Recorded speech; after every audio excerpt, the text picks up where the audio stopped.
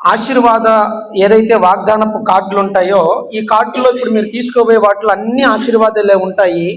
ఇందులో ఆశీర్వాదానికి తప్ప వేరే ఇంకేమీ ఉండదు. ఆ కార్డులో ఆజ్ఞ కూడా ఉండదు, మీకు ఓన్లీ ఆశీర్వాదమే ఉంటుంది.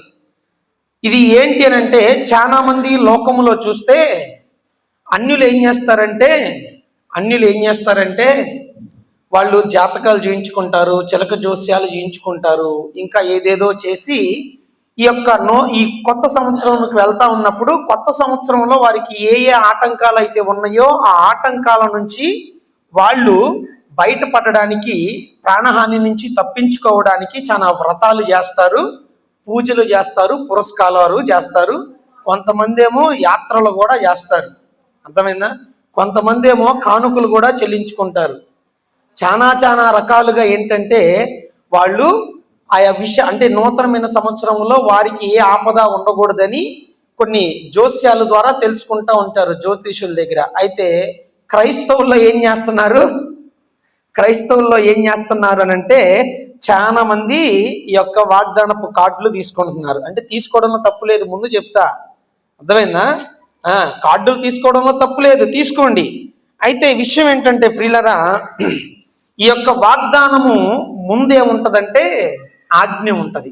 అర్థమైందా? ఆజ్ఞ ఉంటుంది. ఆజ్ఞను ఎవరైతే అనుసరిస్తారో వాళ్ళు ఏమవుతారంటే ఆ యొక్క ఆశీర్వాదాన్ని పొందుకుంటారు.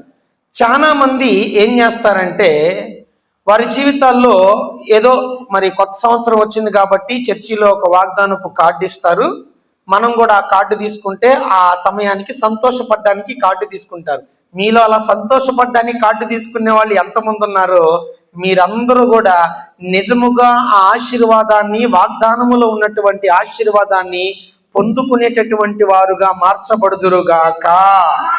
ఆమేన్, హల్లెలూయా.